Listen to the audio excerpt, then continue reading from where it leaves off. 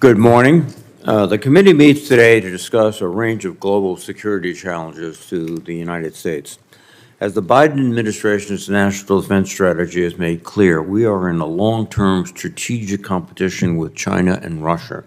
Ultimately, this competition is not just a rivalry of military or economic power, but also a competition of ideas.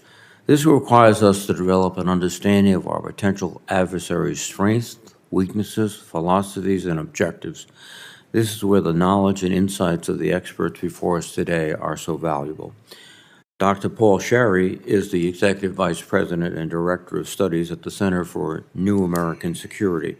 He is an expert on the future of technology and warfare, particularly with regard to artificial intelligence and autonomous weaponry, and has authored several influential books on these issues. Dr. Sherry worked previously as a policy expert in the Department of Defense and served as an Army Ranger with multiple combat tours. Thank you. Dr. Hal Brands is a senior fellow at the American Enterprise Institute and serves as the Henry Kissinger Distinguished Professor of Global Affairs at the Johns Hopkins School of Advanced International Studies. He worked previously as Special Assistant to the Secretary of Defense for Strategic Planning and was a lead writer for the 2018 National Defense Strategy Commission. He has authored several books on U.S. grand strategy and statecraft. Thank you both for joining us today and for your long careers of service to the nation. Our objective today is to examine the national security issues that this committee should consider as we prepare the fiscal year 2025 National Defense Authorization Act. There is a common understanding on the committee that the future of America's national security is tied to our competition with China. To keep pace and maintain America's edge, the Department of Defense must understand China's competitive tactics, develop new competitive tools of its own, and integrate with our allies and partners.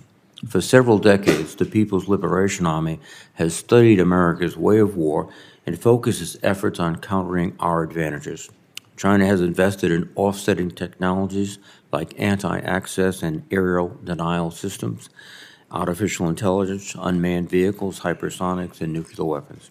Further, Beijing has leveraged a combination of military and civil power against its neighbors, including statecraft, economic pressure, coercion, and deception. China has sought ways to achieve its national objectives while avoiding a direct military confrontation with the United States military. As the Defense Department's new joint concept for competing states, China seeks to win without fighting. The strategy warns that if we do not adapt our approach to compete more effectively, the United States risks ceding strategic influence, advantage, and leverage while preparing for a war that never occurs. Indeed, the document warns that the U.S. could lose without fighting. Just as Chinese leaders have studied America's way of war, we need to study theirs. With that in mind, I would ask our witnesses for your assessment of how China is evolving its competitive strategies and objectives. I would also appreciate your views on what military and non-military factors are most likely to impact Chinese decision-making with respect to potential action against Taiwan and other regional partners. Even as we chart this long-term competition with China, we must recognize that the current threat Russia poses. Let's be clear. Russia's war against Ukraine is an active threat to our national security. Vladimir Putin has repeatedly said that if he succeeds in Ukraine, he intends to reunify former Soviet states. This would almost certainly involve direct military conflict with a NATO country, requiring the United States to send our own men and women into harm's way. We must continue our support for Ukraine so we can defeat Putin and cripple his ability to wage war elsewhere. As we are seeing in Ukraine and the Middle East, the nature of conflict and deterrence is evolving quickly. Cyber, information, and space operations can shape the battlefield as fundamentally as air, land, and sea power. The interconnected nature of these activities must drive the way we develop and field new technologies. The Defense Department continues to develop the Combined Joint All-Domain Command and Control, or JADC2, concept, which would be a force multiplier in this regard. JADC2 will enable the Joint Force to detect, analyze, and act on information across the battle space quickly using automation, artificial intelligence, and predictive analysis. If we can field these technologies and master these techniques, then we must quickly include our allies and partners in the system. Indeed, forging and maintaining strong international partnerships is likely to be the decisive factor in any future conflict. We have seen this through Ukraine's remarkable performance against Russia and will hold true in the Indo-Pacific. I look forward to our witnesses' testimonies, and I thank them again for their participation. And let me now recognize the ranking member, Senator Wicker. Thank you, Mr. Chairman. Our chairman has just delivered a rather sobering opening statement. Today's witnesses are here to help this committee take stock of changing threats to American interests. They will help us reflect on our progress in mitigating and combating those threats over the past year or so. The scorecard does not look good. The Chinese Communist Party shows no sign of stopping its military modernization project. In fact, China added 30 ships last year compared to our overall reduction of 2. In fact, the People's Liberation Army also continues to improve its force readiness with complex exercises focused on the so-called reunification of China with Taiwan. The CCP also continues its regional aggression on other countries' sovereign rights. For example, they have repeatedly harassed the Philippines' resupply ships in the Second Thomas Shoal. Although the San Francisco summit between Presidents Biden and Xi produced some feel-good headlines, Xi concluded the summit by reminding the United States that he intends to control Taiwan, peacefully or not. A year ago, we all hoped for significant progress in Ukraine's much-awaited offensive.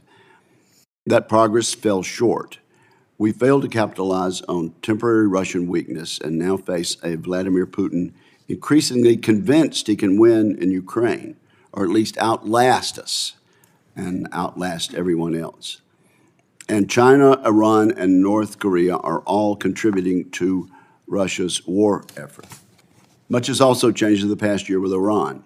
Tehran has used the chaos following Hamas's October 7th massacre as an opportunity to have its proxies attack U.S. forces more than 160 times, including with deadly consequences in Jordan and in the Red Sea.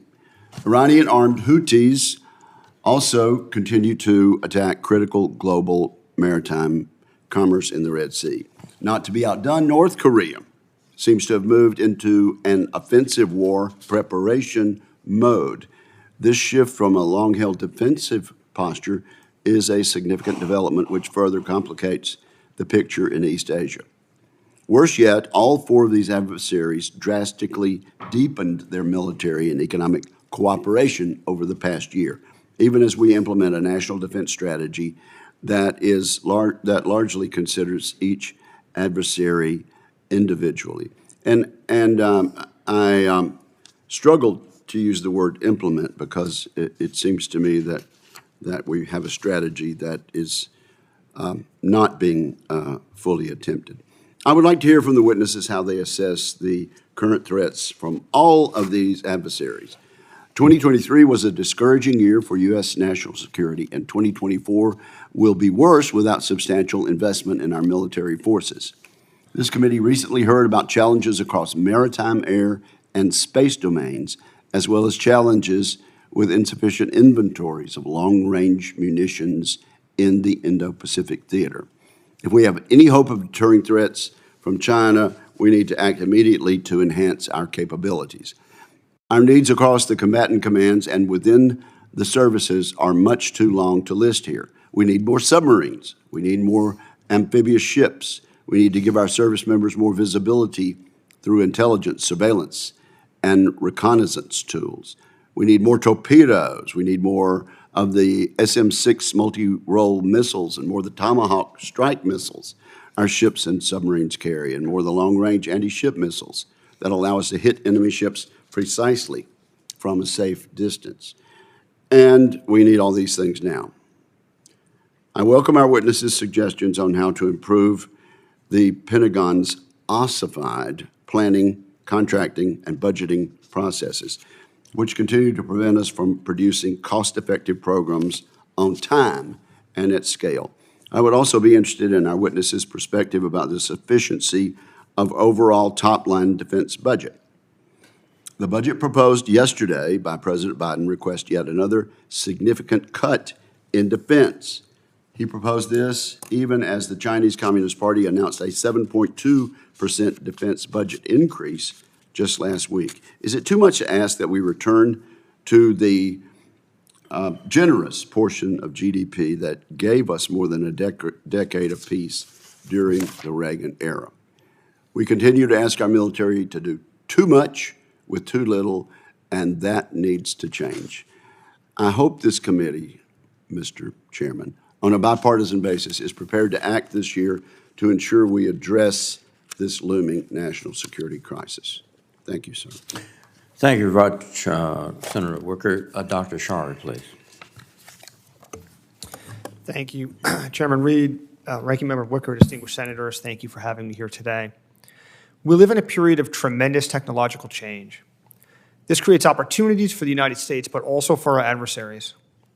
The U.S. military must adopt technology faster than its competitors. The bulk of technological innovation is occurring outside DoD, and DoD must prioritize spinning in commercial technologies and harnessing them for military advantage. This contest to rapidly adopt commercial technologies is an all-too-level playing field with our competitors. China also has access to world-class technology companies, and the PLA is working to intelligentize its forces. DoD needs significant institutional change to keep pace with the speed of technological innovation. Without these changes, we risk falling behind competitors and the U.S. military being unprepared in a future conflict. DoD cannot lead in 21st century technologies with a 20th century bureaucracy. The tech innovation landscape has changed dramatically in the past half-century, but DoD's institutions have not kept up. It is not merely that the technology itself has advanced. That alone would be manageable. The problem is that the role that DoD plays in tech innovation has changed, but DoD has not yet sufficiently adapted to this new reality. The Defense Department used to be the main driver of global innovation, but not anymore. In 1960, DoD alone controlled 36% of global R&D spending. DoD could single-handedly drive the shape of technological evolution around the world. DoD could make bets that others had to respond to. Now today, this dynamic has reversed. DoD controls only 3% of global R&D. Two trends have caused this shift. First, the federal government share of U.S. domestic R&D has fallen, with the private sector picking up the slack. And second, the U.S. share of global R&D has dropped from nearly 70% in 1960 to 30% today. And the combination of these trends in the commercialization and globalization of research and development has dramatically changed the role that DoD plays in technology development. Instead of being a trendsetter, DoD is forced to react to technology trends exogenous to the defense industry. The dominant trend in global technology innovation today is the information revolution. Network connectivity and bandwidth, big data, AI and machine learning, genomics, Internet of Things devices, and computing hardware are all advancing at literal exponential rates. To give just one example, the amount of computing hardware used to train cutting-edge machine learning systems, such as large language models like ChatGPT, has grown 10 billion-fold since 2010 and is doubling every 6 months. This is much faster than the historical 24-month doubling in chip performance associated with Moore's Law. This has dramatic implications for the military. Few other technologies are advancing this quickly. Missiles are not 10 billion times faster than they were in 2010. Yet information technologies are advancing at a breathtaking pace, creating new opportunities for military applications. And these technologies are so widely available, coming out of a highly globalized, commercially driven R&D ecosystem, that our competitors have similar opportunities. DoD should prioritize investments in digital capabilities that are riding these exponential curves. Autonomy, robotics, sensors, communication networks, data, cloud computing, cyber, and electronic warfare, for example. And we can already see evidence of this dynamic in the war in Ukraine, with the proliferation of small commercially available drones and counter-drone electronic warfare and jamming systems. Our adversaries will capitalize on these technologies. The only question is whether the United States also competes or falls behind. In recent years, DoD has created a slew of new innovation organizations, such as DIU, AFWorks, SoftWorks, CAO, and others. And many of these have yielded tangible successes. Yet DoD has often struggled to innovate quickly at scale. The Defense Department must move beyond bespoke solutions to one-off problems and scale commercial tech adoption across an $800 billion enterprise. DoD will need Congress's support to move fast, be flexible, experiment with new technologies, engage non-traditional companies, and take risks. Thank you. Thank you very much, Dr. Shara. Dr. Brands, please. Chairman Reed, Ranking Member Wicker, distinguished members of the committee, thank you for inviting me. Let me just make 3 brief points at the outset here. First, it is a perennial cliche to say that the international landscape is more threatening and complex than it has been at any time in decades. Today, that cliche actually happens to be true. All 3 key regions of Eurasia are experiencing severe conflict or the threat of conflict. Today, we have Russia's war in Ukraine, the war between Israel and Hamas, and all of the violent spillover it has produced across much of the Middle East, as well as the growing threat of conflict with China in the Western Pacific. When you add in the other persistent threats the U.S. must contend with, from an increasingly belligerent North Korea to a nuclearizing Iran to the persistent threat of violent extremism, I think it's fair to say that the U.S. faces more and more severe security challenges than at any time since the end of the Cold War, and perhaps even going back farther than that. Second, to Senator Wicker's point, the connections between the threats the U.S. faces are growing, as is the threat of conflict that spans multiple regions. Ties between Russia and China, Russia and Iran, Russia and North Korea, and China and Iran are all becoming stronger and more tightly interwoven, which means that the conflicts in which these various actors are engaged or could engage in are becoming more tightly interconnected as well. I go into this issue in greater detail in my written statement, but let me just say that my gravest concern about the international security environment right now is not that U.S. adversaries will mount a comprehensive, highly coordinated assault on the international order. It is that the regional conflicts in which they are engaged will fuel and feed on each other, creating an atmosphere of growing global disorder. As I mentioned, right now the U.S. already faces hot wars in 2 of the 3 key Eurasian theaters. If China were to attack Taiwan or otherwise violently upend the status quo in the Western Pacific, all 3 key theaters of Eurasia would be engulfed in violent conflict simultaneously, a situation the world really has not seen since the run-up to World War II. Third, the U.S. is not adequately prepared for the world it presently faces. For much of the past decade, the U.S. has been transitioning toward a one-war defense strategy in a world where it could easily face conflict in 2 or 3 theaters simultaneously. As we've seen since Russia invaded Ukraine, the U.S. defense industrial base would struggle enormously if the United States were engaged in a major conflict. U.S. defense spending is about as low, give or take, as a percentage of GDP as it has been at any time since the late 1940s. In other words, there is a growing gap between the challenges the U.S. faces and the resources with which it can face them. The longer that gap persists and the larger it grows, the greater the likelihood it will be revealed by our adversaries at a time and place of their choosing, and at a tremendous cost to global stability and our own security. Thank you.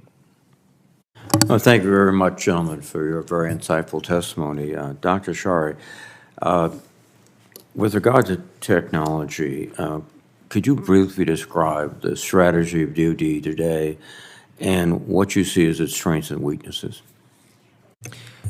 Yes, of course, Senator. So I think that when you look at the DoD's national defense S&T strategy, I think one of the things that they've done very well is list a number of different critical technologies. DoD, of course, has been doing this for the last several years and then updating them. And the most recent one has a couple different bins that they put these in, which I think is somewhat helpful to organize them. I think there may be 2 things that I would suggest would be helpful to the department to do to add on to this. One would be a sense of prioritization among these so that they can drive actually spending and investments. The problem is 14 things is not really a list of priorities, it's a shopping list. It's just a lot of things, it's all the things. And to their credit, past DoD leaders, some of them have made very clear priorities. When he was Deputy Secretary of Defense, Bob Work said robotics, AI, autonomy, his number 1 priority. When he was Undersecretary, Michael Griffin said hypersonics, directed energy, his top priorities. The concern that I would have looking at this is, both of those things cannot be the number one thing, right? And I think it would be helpful for the department to have a repeatable process internally, a rubric for prioritizing technologies that they could come then to external audiences, to the Hill, to industry, to others to say, here's our process. These are the questions that we ask, looking at where the technology is coming from, its operational effects, its rate of growth. And based on those factors, we've decided these are the ones that are the most important, and this is the way it's going to drive our decisions. And a process that everyone else could look at and understand and would be transparent, instead of just kind of individual leaders saying, well, I think this is more important.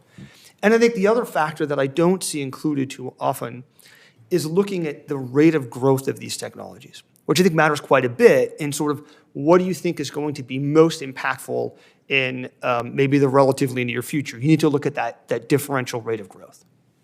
Thank you very much.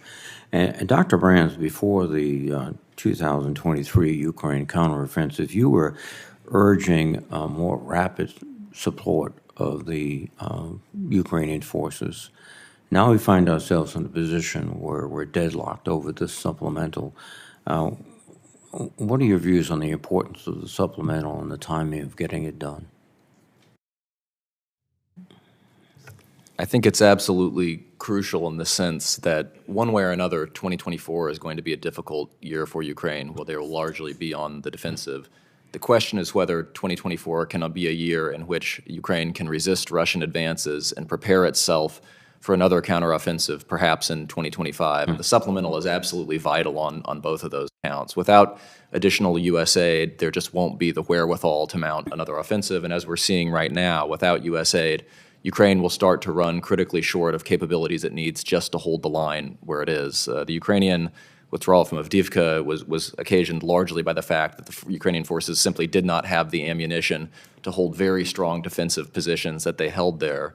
When you take into account that most Ukrainian defensive lines are not as well developed or strong as the ones that they had to leave in Avdiivka, the reality is that if they don't get this aid from the United States, they're going to find it very difficult just to keep the line in place over the course of this year, which will further complicate the question of how the war ends on terms successful for Ukraine. Right. And following that up, you've made the point that the danger might not be a concerted axis of enemies that come after us together, but one exploiting the fighting in one region, et cetera. And this raises the question of China's kind of observation of what's going on in Ukraine. So, Dr. Brandt, your views on that? I think one of the most constructive influences on China's calculus relative to Taiwan over the past couple of years has been the degree to which Russia has struggled in Ukraine and the degree to which a coalition of countries, mainly advanced democracies, has rallied to help support Ukraine in its fight for survival. And so I think it would be extremely damaging if the United States were essentially to throw in the towel in Ukraine and to allow Ukraine to be defeated, because the message that would send to Xi Jinping and other people who are observing U.S. behavior very closely is that the West may talk tough, but ultimately you can outlast the United States and get your way in the end. Thank you. And I'll let the Ranger get the last word. Do you concur, Dr. Shari? I do, absolutely. And I do think that, as Dr. Brands points out, our threats would worsen in Europe if we were to not continue to support Ukraine. In the end, we would have an emboldened, stronger Russia as a result, which would be a much larger burden for us in terms of defending our allies in Europe, and that the effects would be felt around the world, including most acutely with China, and impact their calculus. Thank you very much. Senator Wicker, please. Thank you, Mr. Chairman. Dr. Brands, let me ask you about the national defense strategy. The law requires the Secretary of Defense to review the adequacy of the strategy and update it if circumstances have changed. Now, we got the latest strategy in October of 2022, 17 months ago or so.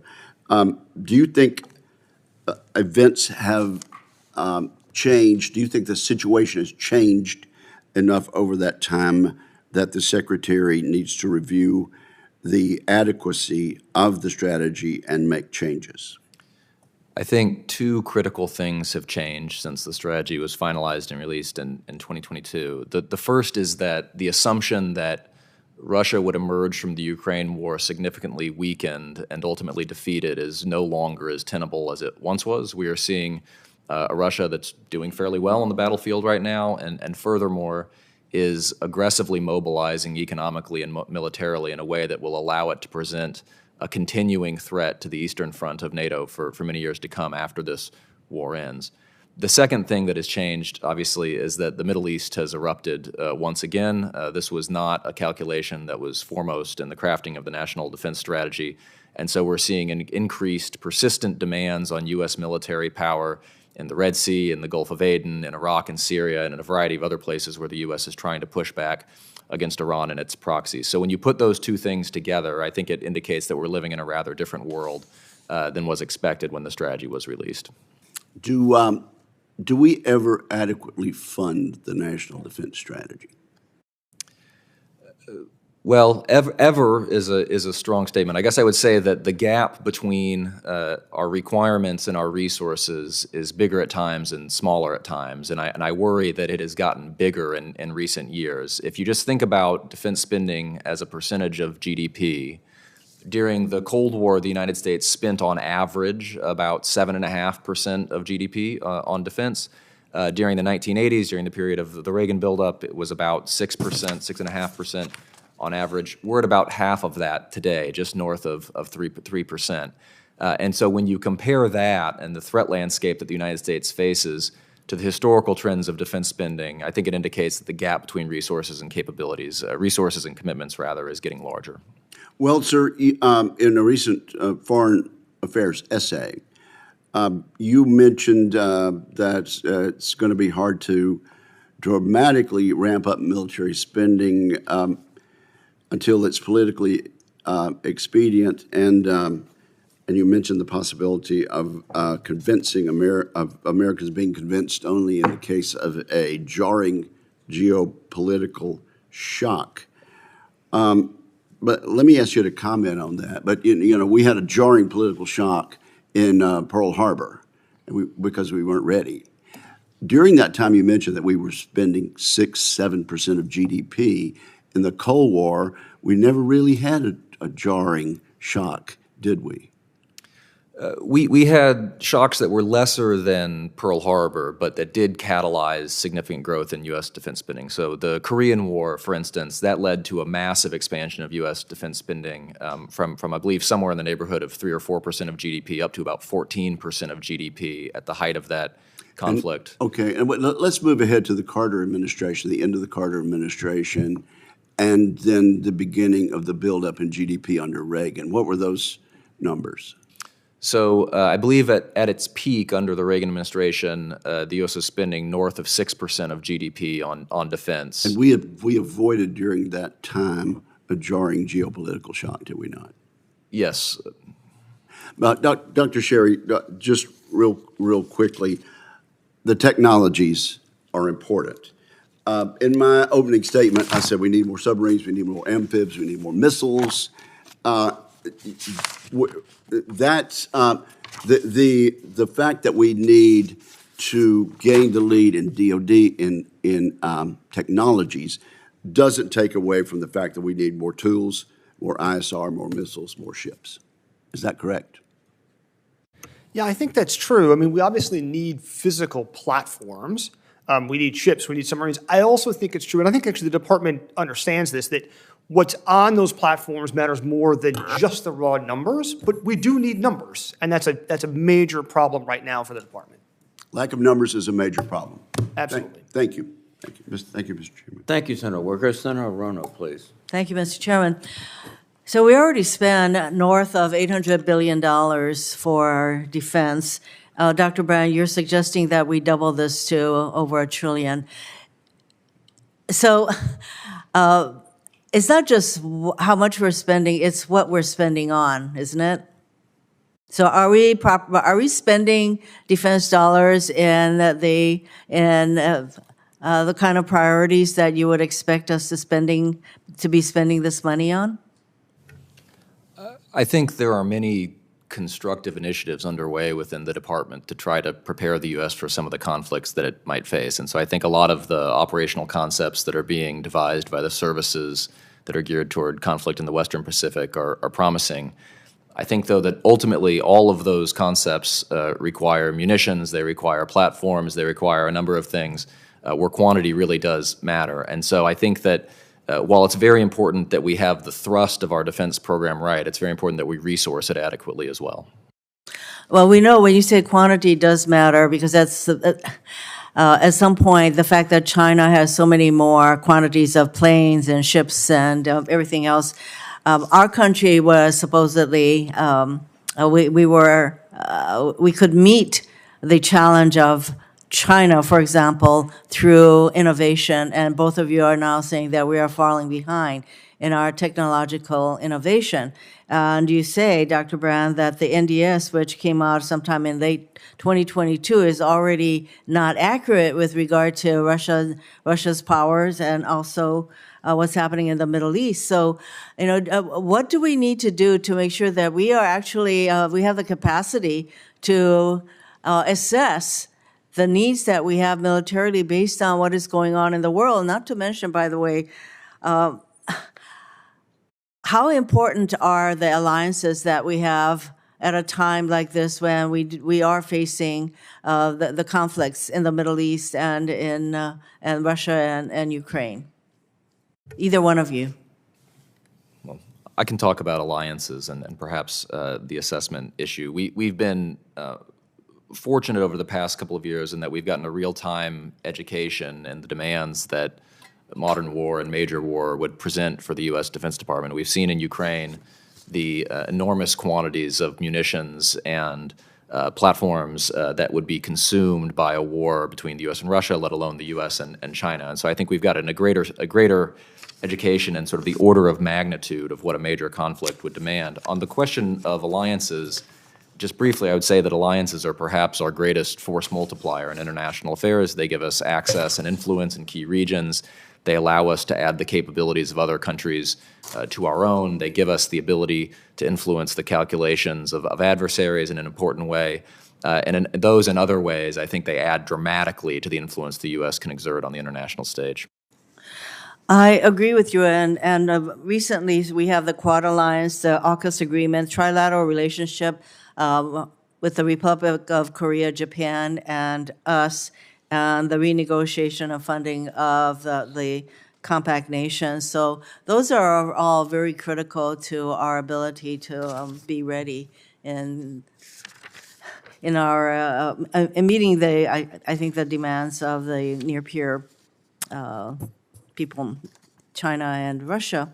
So I'm just curious, when you both talk about how we are falling behind in terms of our technological decision-making, and we recently got the report of the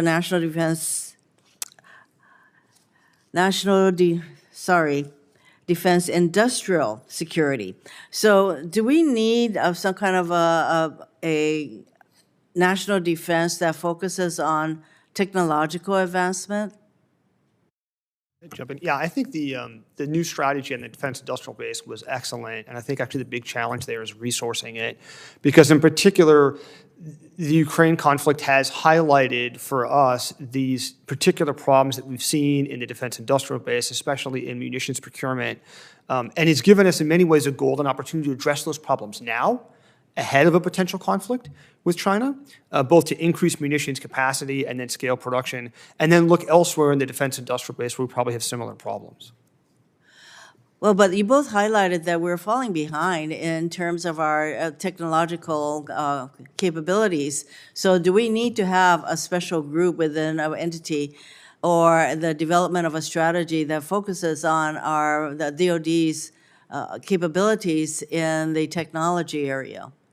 I think we need a specific group that is paying attention to that need within DoD. I think so. I think maybe there's two maybe challenges I would see. One would be some improvements to how DoD thinks about S&T investments itself in terms of the prioritization and the trends, but also at a national level. We are now competing with China at a national level in technology competition, and we don't really have anyone at the national level looking at that holistically. So we've seen not just DoD, but commerce and other elements of national power coming to fore. And I think we need to think more strategically about how to use those elements of national power. Do you agree, Dr. Brands? I'm running out of time, but maybe you can respond briefly. Yes. Thank you. Thank you, Mr. Chairman. Thank you, Senator Roanoke. Senator Fisher, please. Thank you, Mr. Chairman. Dr. Brands, many analysts today, they seem to be relatively confident that the risk of Chinese aggression is overblown. Do you think that confidence is misplaced? I would not hold a great degree of confidence in our ability to predict that China will not use force in the Western Pacific over the next several years, in part because even if it is not to China's advantage to do so, we've seen from the Ukraine war and many other cases in history that the leaders often make bad decisions. They often make bad decisions when they sit atop authoritarian regimes where information flows are very restricted and there is a lot of incentive to tell the person at the top what he or she wants to hear. I worry also because the reality is that the military balance in the Western Pacific is changing dramatically, and it's changing in real time. The U.S. has done a variety of important and constructive things over the past several years to try to arrest the erosion of deterrence, everything from the coalition-building efforts that have been discussed to some of the operational concepts that are being put in place today. But the reality is that the scale of the PLA buildup is just such that I worry we are losing rather than gaining ground. And so the one statistic that always stands out to me is that between 2022 and 2023, the PLAAF added 400 fourth-generation fighters, so basically F-16 equivalents, to its inventory. And when you start getting into numbers like that, even a qualitatively superior military, which the United States clearly has, may struggle to defend Taiwan or otherwise uphold its commitments in the region. And so as this decade goes on, if the balance continues to shift, I would become more worried about the PRC's propensity for aggression. And Dr. Brands, the United States has relied heavily on sanctions against Russia.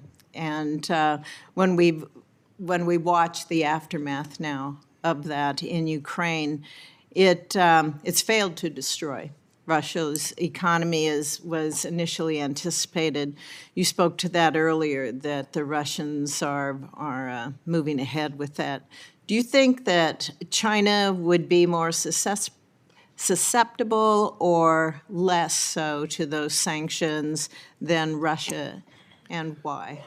I think it's complicated, Senator. On the one hand, China is a harder sanctions target than Russia because its economy is bigger, it's more diversified, and I think the financial implications of going after the Chinese economy in the way that the United States and its allies went after the Russian economy would be more globally severe than they have been in the Russian case. And so for all of those reasons, it might be more difficult to inflict even the level of pain on China that the U.S. and its allies have done to Russia.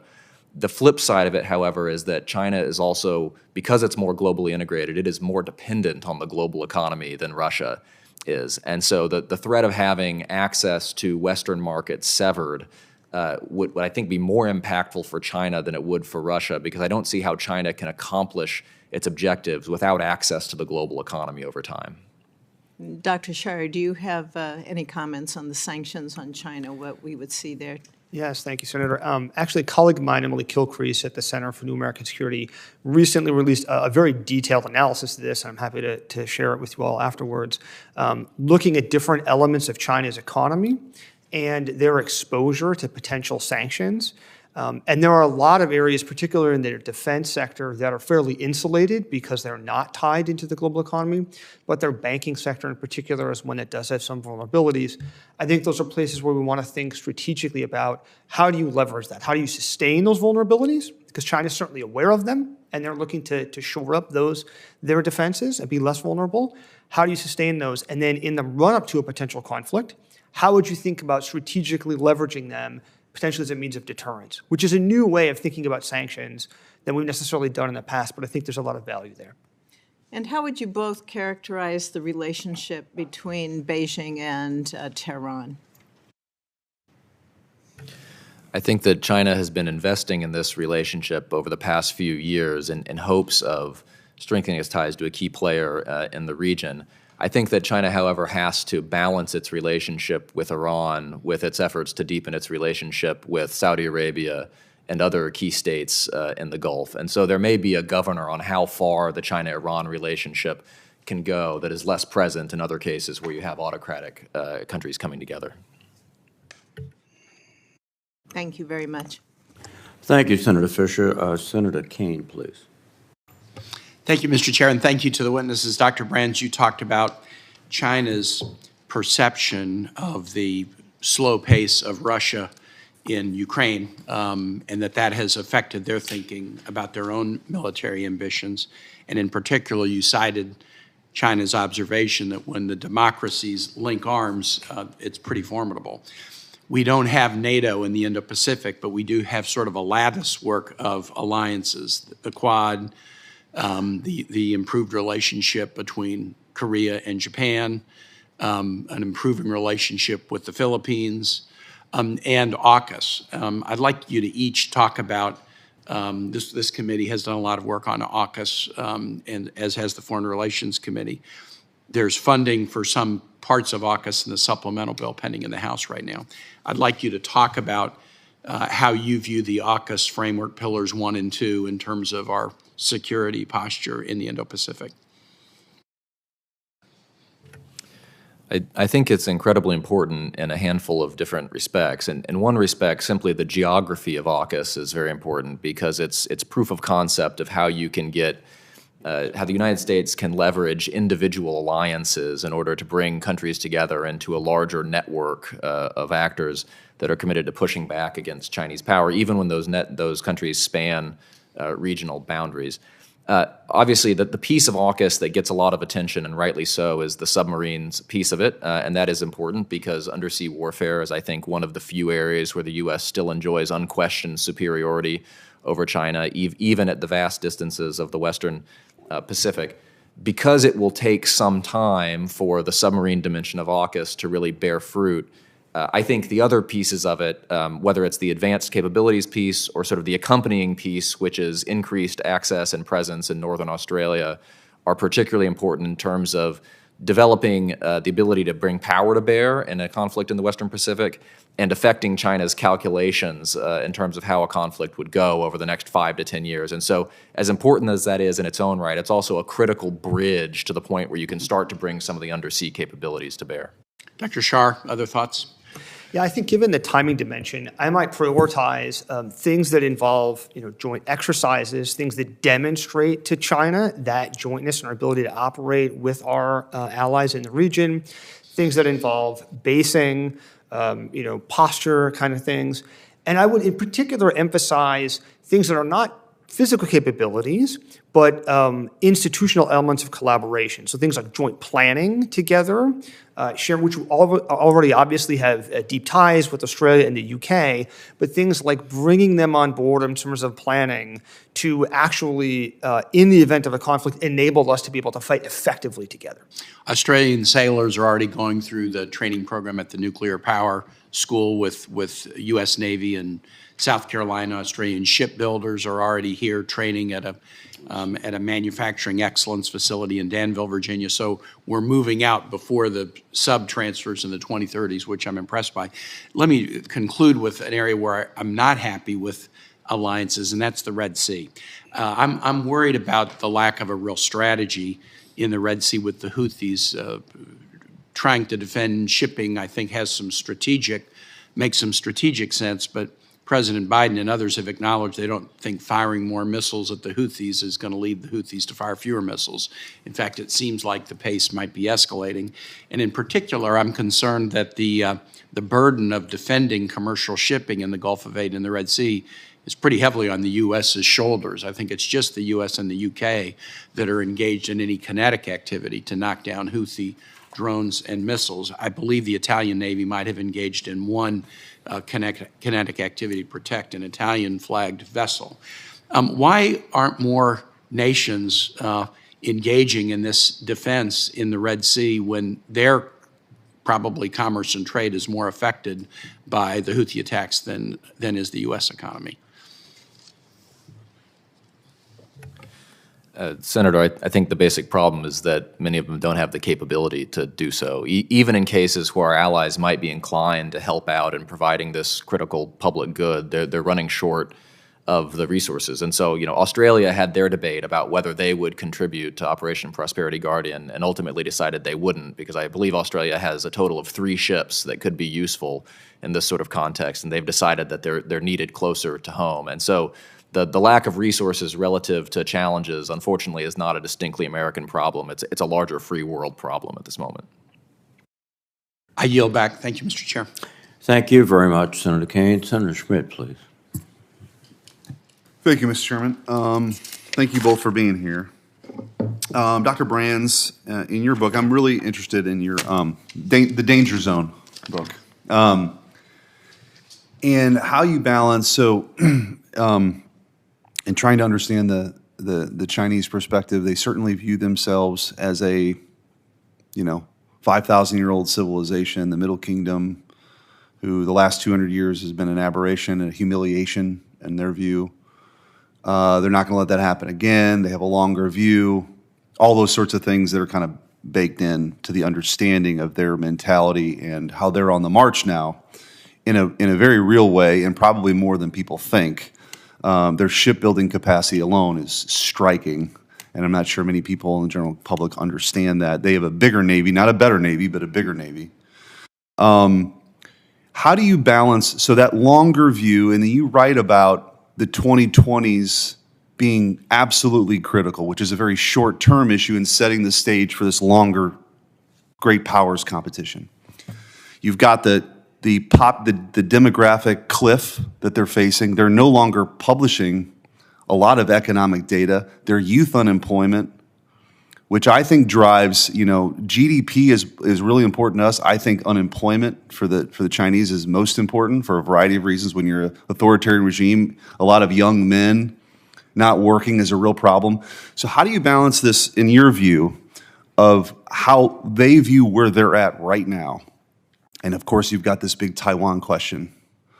Where they're at right now, because do they view that as, in your estimation, as a reason to go quicker?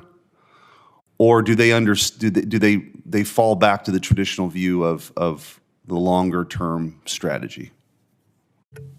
Senator, my view, and this is by no means a unanimous view among China watchers, I should add, but my view is that China is being motivated by a dangerous mixture of weakness, strength, and personalization at this point. The weakness comes from the demographic and economic problems that you noted, which are already having a pronounced effect on Chinese growth, and that effect will only become more pronounced over time.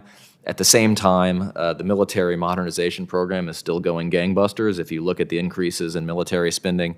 And so you have a country whose long-term economic prospects are dimming as its near-term military position becomes stronger. Historically, that has been a recipe for trouble, because that's exactly the sort of combination that tempts countries to use force sooner rather than later to lock in advantages while they still can.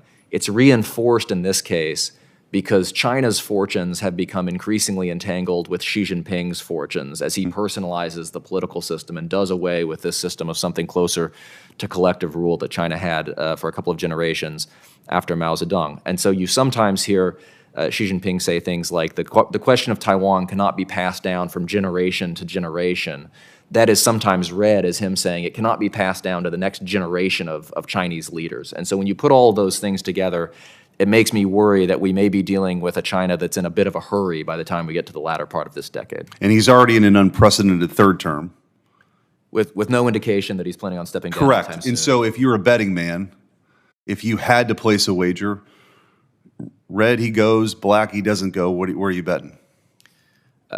I think an operation against Taiwan would be sufficiently daunting that there are lots of things the U.S., Taiwan, and other countries in the region can do to drive down the chances of a Chinese attack on Taiwan. But on the current trajectory, I'm very worried about where we're up. And then one last question about the CCP and China. So there's always been this sort of natural distrust between them and Russia, or the USSR, or the Russian Empire, however you want to, whatever phase Russia's in. How do you view that? Even though they seem to be working more collaboratively than they have in recent memory, there's still this natural tension. They share a border. How do you gauge the reality of that relationship right now? The historic mistrust is still there. In fact, China will occasionally print maps that show it controlling parts of Russia as it is currently constituted. And certainly, I think the Russians in particular know that if China comes anywhere close to achieving its ambitions in Eurasia, that's going to be a very challenging situation for Russia itself. The challenge is that those concerns are rather distant at the moment. Ideologically, these are two countries. They're both autocratic powers trying to make it in a world dominated by a democratic superpower.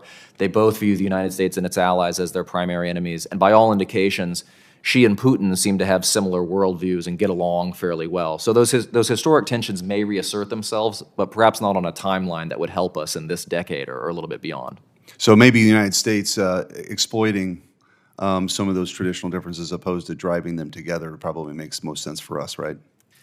It could. I'll spare you a long excursion into history, but if you look back at the prior Sino-Soviet relationship, the U.S. actually pursued a strategy in the 50s of trying to drive them closer together as a way of exploiting those frictions within the relationship, and I would argue that it worked fairly well at the time. Okay, thank you. Thank you, Senator Schmidt. Senator King, please. Thank you, Mr. Chairman. I'd like to thank both of you for very thoughtful and insightful testimony. Talking about some of the issues that we've already touched upon, in 1962, as you've testified, our defense was something like 8 or 9% of GDP. Today, it's under 3%. The projection I just saw was 2.7 for 2024. The cornerstone of our national security policy is deterrence. I would argue that this dramatic decline by 2/3 is a chink in the armor of deterrence. Would you concur? In other words, the Chinese and the Russians and others look at that number as part of measuring how fearful they should be of our ability to respond.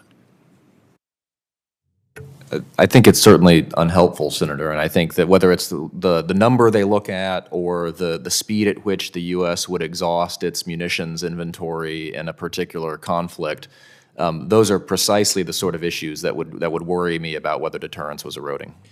Second question along those lines is our failure to continue to support Ukraine.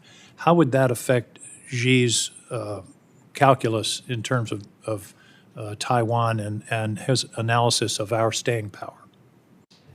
I think Xi is predisposed to think that the United States and its allies lack the endurance and the stamina to hold the line against China and its partners over the long term.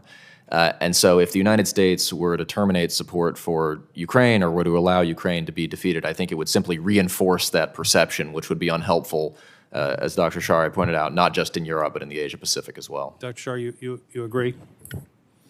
Absolutely. I mean, she already believes that America's in decline, that we don't have staying power, and it would certainly reinforce that assumption that even in the event of a conflict, if the United States were to be directly engaged in defending Taiwan, that we simply wouldn't be able to go the distance and China could outlast us. And my impression from the initiation of the Ukraine war was that Xi was somewhat surprised by the reaction of the West, the unification, expansion of NATO, and that surprise and concern would be dissipated if we indeed abandon Ukraine. Right, precisely. I like it when witnesses say precisely to my question. I want to go back to the very beginning, and also I want to associate myself with the questions of Senator Wicker in terms of the GDP percentage. I think the American public doesn't realize, we hear this big number, 800 billion, and at 10 times other countries, but in terms of the percentage of our economy devoted to defense, it's fallen by almost 2/3 in the last 60 years. R&D, real problem. New technologies win wars. Genghis Khan conquered the world because of the invention of the metal stirrup. The longbow turned the tide. The British had 5,000 at the Battle of Agincourt, the French 20,000. The use of the longbow is generally considered by historians to be crucial in turning that battle and indeed the 100 Years' War. I worry. It's obvious that there are new technologies that we've been slow. Directed energy and hypersonics are the two that strike me as most obvious. How do we get the Pentagon to understand the role of new technology? Dr. Scher, what's your view? I think that the Defense Department, baked into its DNA, understands the value of technology. I actually think what's missing right now is a sense of where the priorities ought to lie, because I think the DoD is still stuck in a mindset from the 1960s where DoD believes that it has to invent all the technologies itself. But there's so much technological innovation happening outside the Defense Department that I think that that's going to matter more. And I would say that it's true that technology is absolutely critical to winning wars, but what matters most is finding the best ways of using the technology. Right. That's clear looking at history. And so having institutional processes that can figure out how do we capitalize on this? Because in many ways, I think it is a very... We've had testimony to this committee that smaller companies in Silicon Valley don't even bother applying for contracts to the Department of Defense because it's so cumbersome, slow, and we're losing access to innovation. I would actually say even worse, we're building barriers to access, right? Those barriers are self-constructed by us, red tape that makes it hard for companies that would like to work with DoD to work with us. And so we need to find ways to tear down those In the barriers. meantime, we're spending $5 million a missile to knock down $200,000 or $300,000 drones out of the Houthis when directed energy could do it for about 50 cents a shot. We just got to break down this barrier, both in terms of working with smaller and innovative companies, but also, as you say, taking advantage of technologies developed in the private sector and then transferring them into our arsenal, if you will. Thank you very much, Mr. Chairman. I yield. Thank you, Senator King. Senator Gillibrand, please. Hi, thank you so much for your testimony today. I want to ask some larger questions. The United States has always had a theory that mutually assured destruction and deterrence would restrict an adversary from taking the United States on domestically in anywhere in our country. And we have an assumption that we would never have to defend a war here in the United States.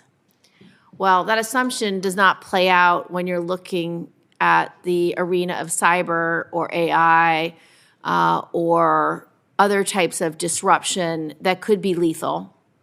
So we've seen cyber attacks over the last 5 years in an array of places. Solar winds, shutting down our supply chain for food, affecting oil production and delivery. We've seen cyber attacks in every industry, whether it's in healthcare most recently, or in banking, or in any domain within the United States. Yesterday, I sat in the Intel hearing and asked each of the witnesses from Director Burns to Director Haynes and other military personnel doing intelligence for DIA and other entities. And I asked them the question of, I gave one example. Let's say an adversary decides to use AI and different kinds of generated content to spew out false information from an elected leader or a candidate to such a degree that it misleads the American public in a U.S. election. What are you doing to prevent that or to respond to that efficiently? And who here is responsible for telling the American people the facts of any given incident? None of them had a plan, and none of them took responsibility for the protection of the United States. So I'd like to get your assessment of how do we protect the United States? Let's just say China, in its effort to invade Taiwan, uses the first 2 or 3 months to just do as many cyber attacks as possible in our critical infrastructure, around our bases, around our ability to launch from, let's say, Guam, which they just tested a few months ago, takes out our electric grid, takes out our capacity, creates chaos, undermines the economy significantly. We have no plan to defend against that. And I think the response is, well, you've got the FBI, which is a response organization. You've got CISA, which can offer best practices but has no mandate. But you have no one who's in charge of protecting anything in CONUS. So I'd like you to talk about how should we realign our assessment of what the role of the Department of the Defense, NSA, CIA, National Security Operations and Forces, what is the responsibility to protect America from an attack from an adversary in the United States, whether it's cyber to create chaos and death and destruction, or any other type of attack from, drones attacking our bases or spy balloons hovering over our most secret assets? What should the United States be doing? Well, thank you, Senator. I would look at both of these, the cyber dimension and the disinformation one, as warning shots that we're getting now, none of which have been critical yet to the U.S., but we have an imperative to respond to these to shore up our defenses. I think on the cyber front, there's clearly a lot more we could do. We continue to have challenges. I mean, as you pointed out just recently in the healthcare system, and putting the onus on industry, putting in place government standards for cybersecurity across a wide range of sectors that's, I think, critical to be shoring up our defenses here. On the disinformation side, too, there are a wide range of things that we could be doing. So, for example, requiring that AI-generated content is watermarked and is labeled appropriately when it's online.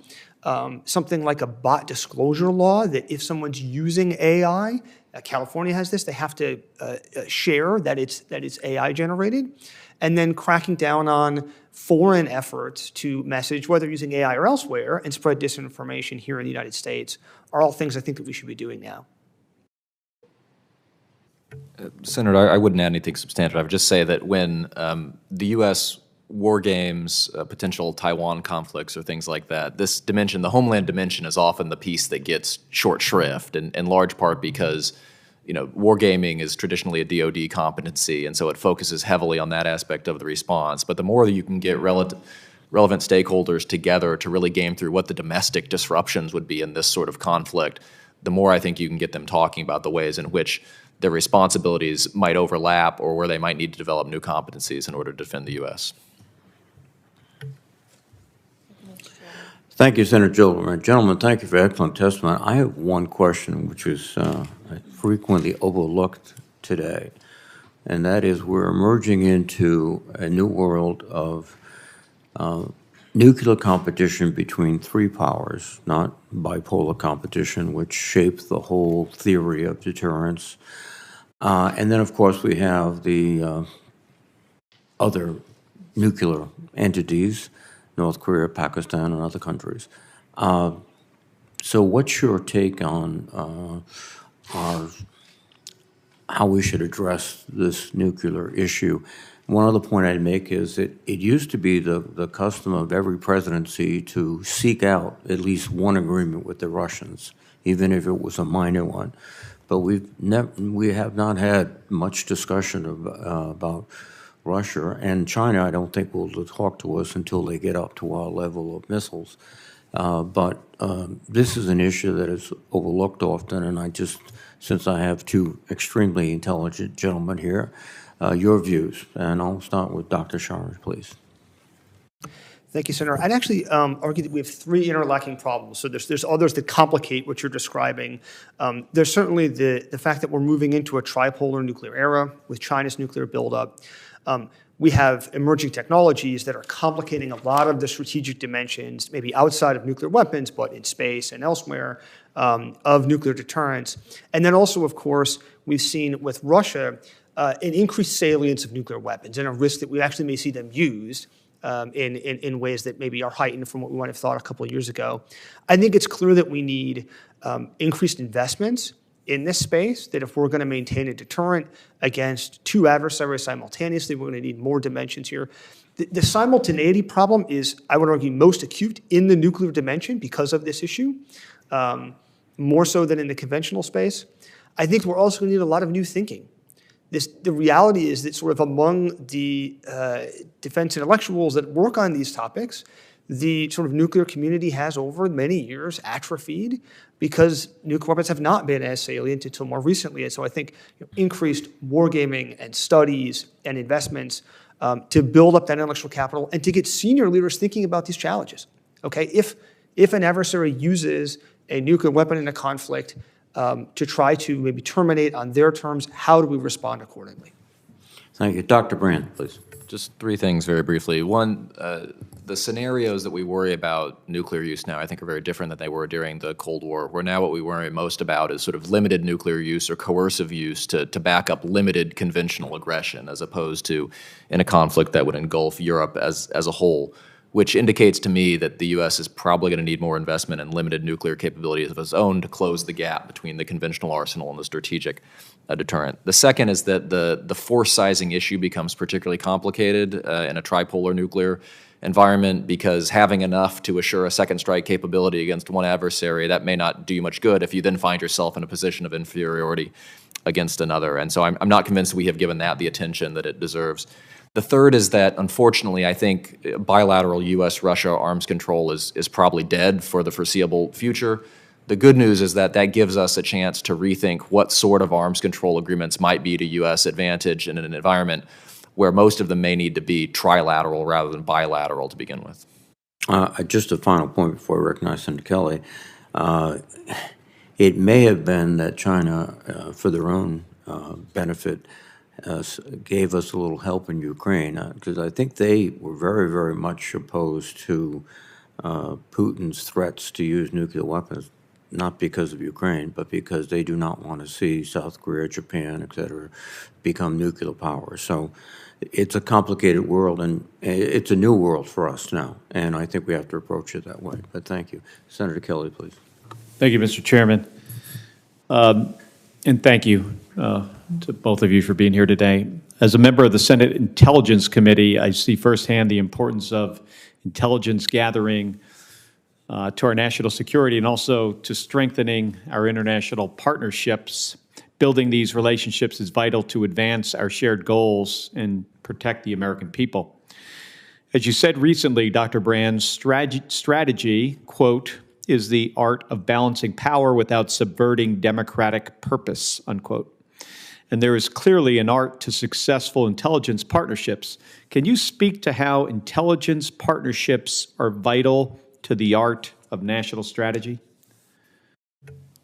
Senator, I've looked at this mostly in a historical context during the Cold War, and I guess I would say that just as alliances are a force multiplier in general, they're certainly a force multiplier when it comes to intelligence. And so one of the things we found historically is that through our intelligence liaison programs with allies, we may gain access to expertise on particular countries or regions that we have not invested in heavily ourselves. If we look at the way that Australia, for instance, can be helpful in understanding events in the South Pacific, we may also gain access to particular sources, human sources, that the U.S. intelligence system may not have access to itself. And so we end up being in a stronger national position by dint of the relationships that we have with other countries in this realm. Yeah, one concern I've had lately is our ability to gather intelligence in North Korea. We've got an unpredictable actor with an arsenal, and without the intelligence, flowing in our direction, it's just really hard to make predictions on what he's going to do. A little bit more on Ukraine. So, Dr. Brands, you've also written extensively on our need to provide support to Ukraine. And, I agree that this is one of our top priorities. Putin is not going to stop with Ukraine if we don't stop him in Ukraine. In addition to supporting them militarily, can you give your perspective on building an intelligence partnership to support Ukraine in its struggle against Russia?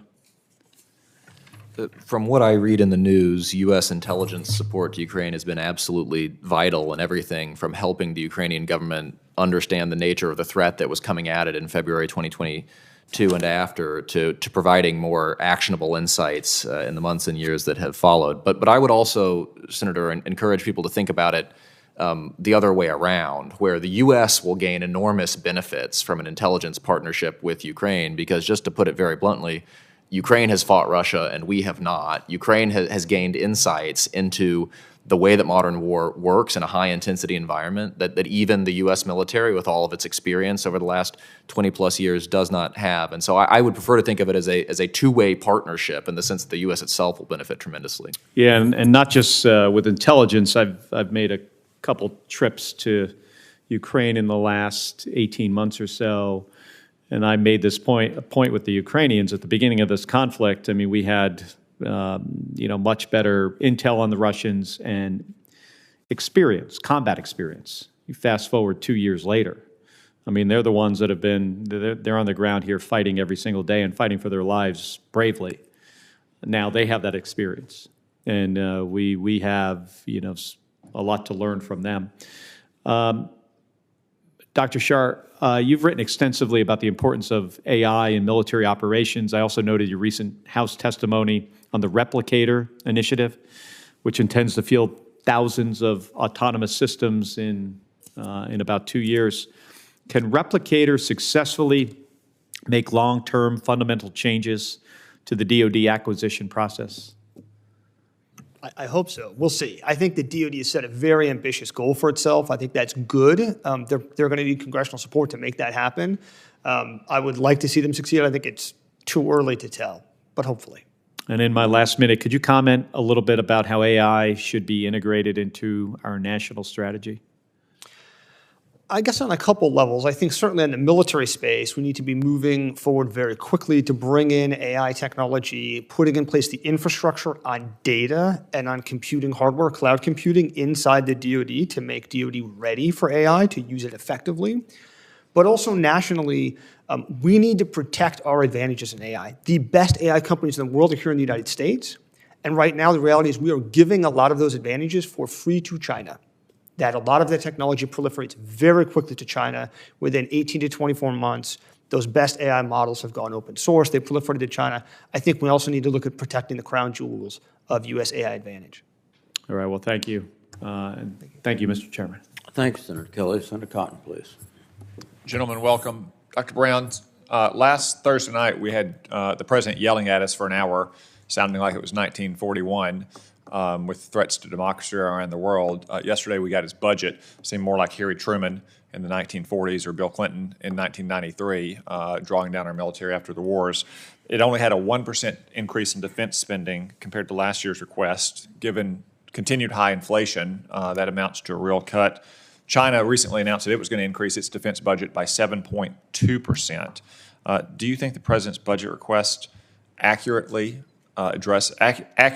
and soundly addresses the severity of the threats that we face today?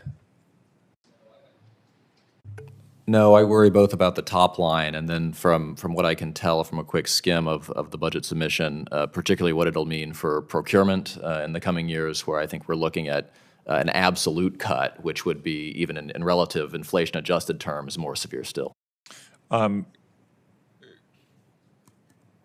Could you tell us a little bit more about the specific concerns you have on procurement going forward in the future? Well, one of the major challenges we face at this point is generating and procuring the number of munitions we would need for particular contingencies, as well as simply some of the platforms that would be used to deliver them.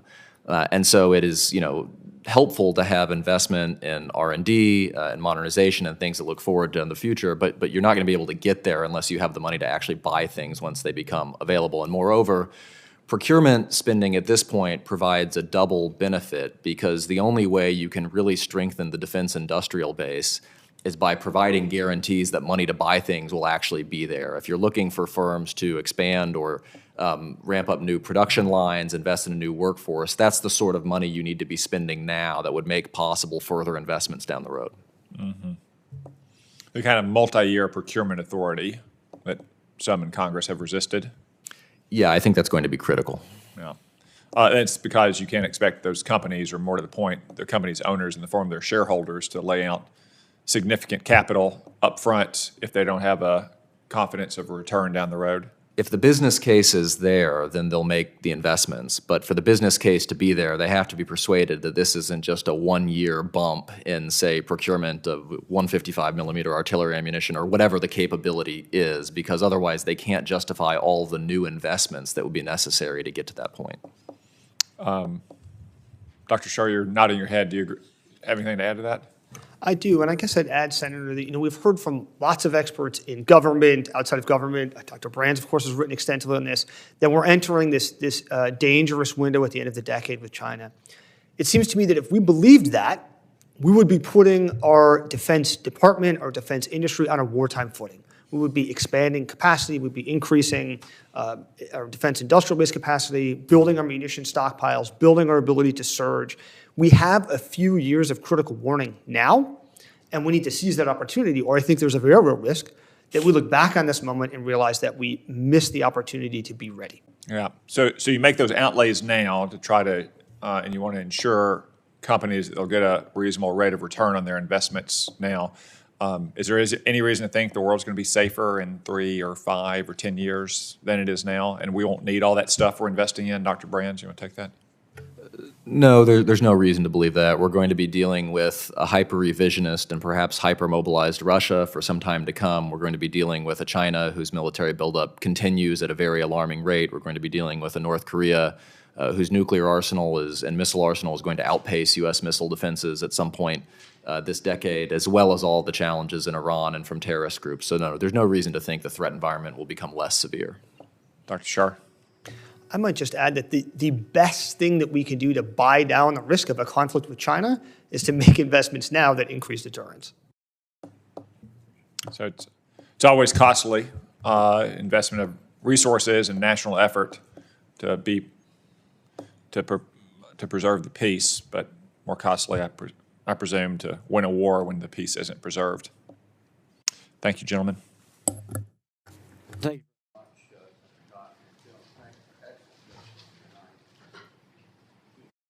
Thank you for excellent testimony, and I hope that this will not be the last time we have you before the committee, and reach out for advice, and I encourage you to feel free, please, to let us know what your thoughts are and what we should be thinking about. We're hopeful that having passed the last batch of appropriations bills, we'll get the defense bill done next week, but if not, then we have problems, immediate problems. But again, let me thank you all for excellent testimony and for your continued wise insights into the national security of the United States. With that, I will adjourn the hearing.